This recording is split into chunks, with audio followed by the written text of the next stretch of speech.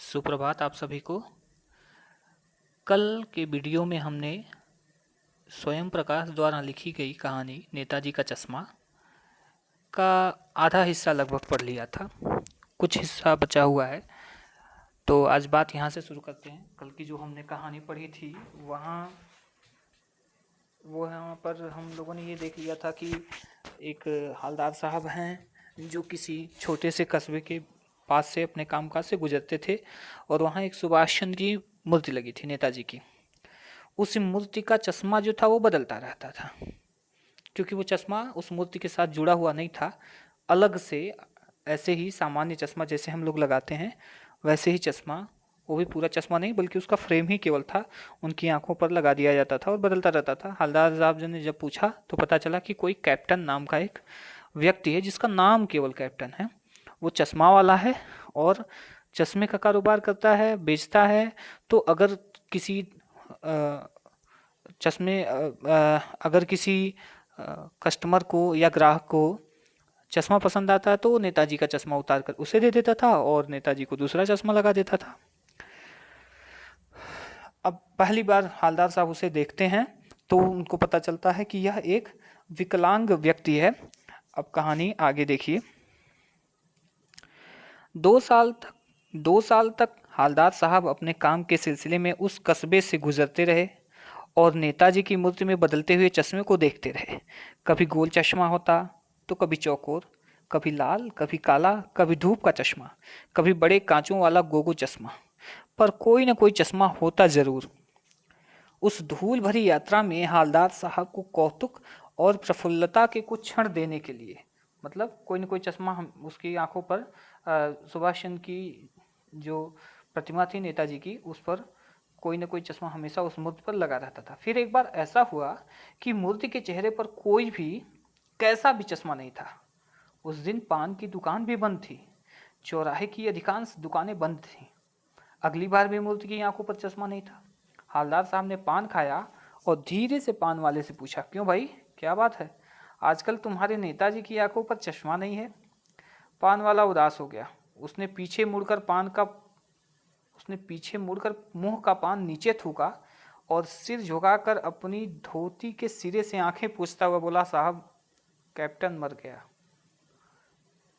और कुछ नहीं पूछ पाए हालदार साहब। कुछ पल चुपचाप खड़े रहे, फिर पान के पैसे चुकाकर जीप में आ बैठे और रवाना हो गए।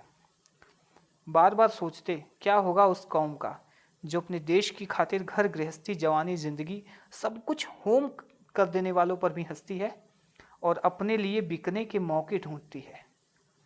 देखिए, ये जो पंक्ति है यह इस कहानी में बहुत महत्व रखती है। पूरी कहानी का समझ लीजिए ये उद्देश्य है, ऐसी पीढ़ी का वर्णन करना जहाँ पर हमारा देश अब उस पीढ़ी के रूप में एक नई दिशा की ओर जा रहा है। यह जो नई पीढ़ी है यह क्या करती है कि जो देशभक्त होते हैं उनके ऊपर हंसती है और स्वयं के लिए मौका ढूंढती है कि कहाँ उन्हें कौन सा मौका मिल जाए, कैसा ऐसा अवसर मिल जाए कहीं से कि वो स्वयं को बेच सकें, अपने देश को भी बेच सकें। ये स्थिति है इस नई पीढ़ी का। और सबसे बड़ी बात कि वह क्या करती है, देशभक्तों के ऊपर हंसती है। जैसे कैप्टन के ऊपर एक बार पान वाला हंसता है कि अरे वो लंगड़ा साहब, वो कौन सा कैप्टन है। लेकिन हालदार साहब कहीं ना कहीं उसकी मृत्यु पर थोड़े से भावुक जरूर हो गए। आगे देखिए, दुखी हो गए। 15 दिन बाद फिर उस कस्बे से गुजरे। कस्बे में घुसने से पहले ही ख्याल आया कि कस्बे की हृदय स्थली में सुभाष की प्रतिमा अवश्य ही प्रतिष्ठापित होगी, लेकिन सुभाष की आंखों पर चश्मा नहीं होगा, क्योंकि मास्टर बनाना भूल गया और कैप्टन मर गया। सोचा वहां रुकेंगे नहीं, पान भी नहीं खाएंगे, मूर्ति की तरफ देखेंगे भी नहीं, सीधे निकल जाएंगे। ड्राइवर से कहती है चौराहे पर रुकना नहीं, आज बहुत काम है, पान आगे कहीं खा लेंगे। लेकिन आदत से मजबूर आंखें चौराहा आते ही मूर्ति की तरफ उठ गई। कुछ ऐसा देखा कि चीखे, रोको। जीप स्पीड में थी। ड्राइवर ने जोर से ब्रेक मारे।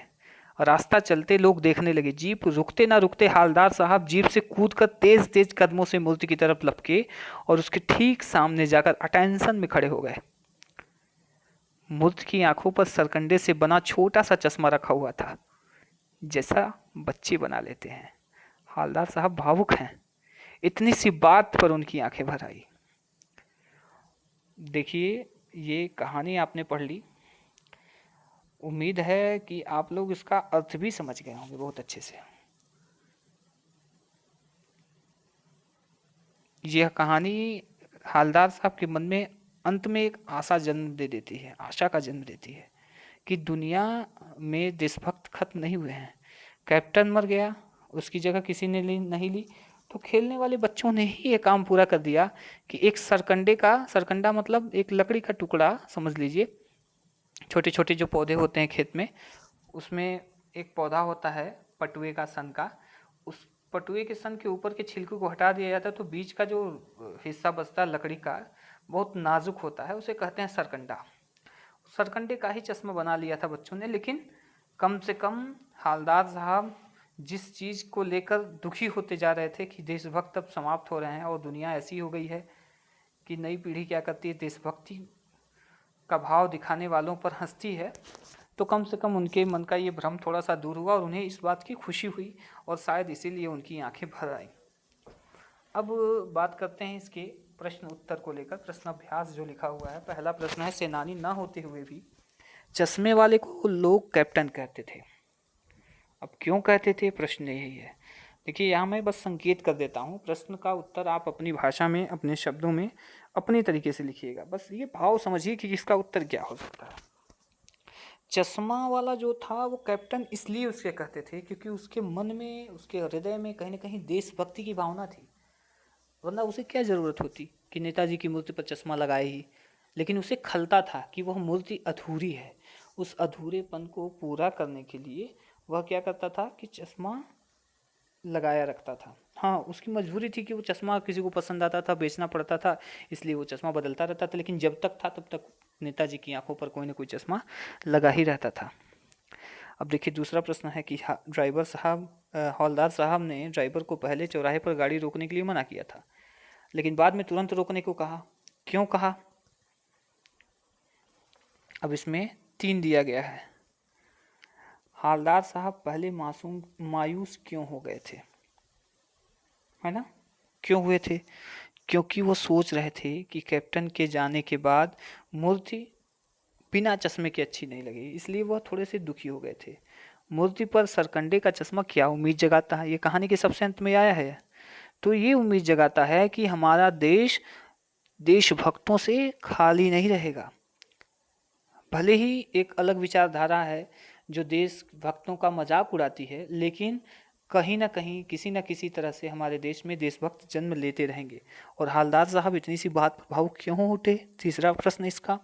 तो हालदार साहब इसलिए भावुक हो चुके कि बात केवल इतनी सी नहीं थी, बात बहुत बड़ी थी। ये सरकंडे का जो चश्मा था ना, ये हालदार साहब के मन में जो सोई हुई आशा थी देशभक्ति वाली, उसको उसने जगा दिया था।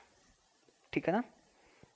अब एक प्रश्न है कि बार बार सोचते क्या होगा उस कौम का जो अपने देश की खातिर घर गृहस्थी, जवानी, जिंदगी सब कुछ होम कर देने वालों पर भी हंसती है और अपने बिकने के मौके तलाशती रहती है। तो इसका मतलब क्या है, पूछ रहा है कि इसका आशय स्पष्ट करिए। तो आशय स्पष्ट करना मतलब ये चीज़ कहाँ से है और इसका उपयोग क्या किया है कवि ने, लेखक ने अपनी कहानी में। तो सबसे बड़ी बात कि ये देखिए, जब हालदार साहब कैप्टन की मृत्यु का समाचार सुनते हैं और उदास हो जाते हैं, तब इनके मन में ये ख्याल आता है कि ये देश किस दिशा में जा रहा है। जहाँ पर अब देश के प्रति प्रेम रखने वाले, देश के प्रति अब स्वयं को न्यौछावर कर देने वाले व्यक्ति का भी कोई सम्मान नहीं करते हैं लोग, और उसका व्यंग ही करते हैं, उसका मजाक ही उड़ाते हैं। नगर पालिका के अधिकारियों ने अपनी जो शासनावधि थी उसको पूर्ण होने से पहले नेताजी की मूर्ति उनको लगवानी ही थी। मूर्ति अधूरी रहे या पूरी रहे, कैसे भी हो, उनको उससे मतलब नहीं था। जबकि ज़्यादा उनके मन में ये भाव होना चाहिए, देशभक्ति का भाव उनके मन में ज़्यादा होना चाहिए, लेकिन उन नगर पालिका के लोगों को कोई मतलब नहीं था। एक साधारण से जीव कैप्टन को ज़्यादा मतलब था। तो उसके ऊपर भी लोग हंसते थे, कैप्टन के ऊपर भी, इसलिए यह पंक्ति लिखी गई है। पान वाले का रेखा चित्र प्रस्तुत करिए। ये तो आप कर ही लेंगे, कैसे है वो पान वाला, क्या करता है, कैसा है, मोटा सा है या काला सा है, या कैसे पान खाता रहता है, वो सब आप देख लीजिएगा।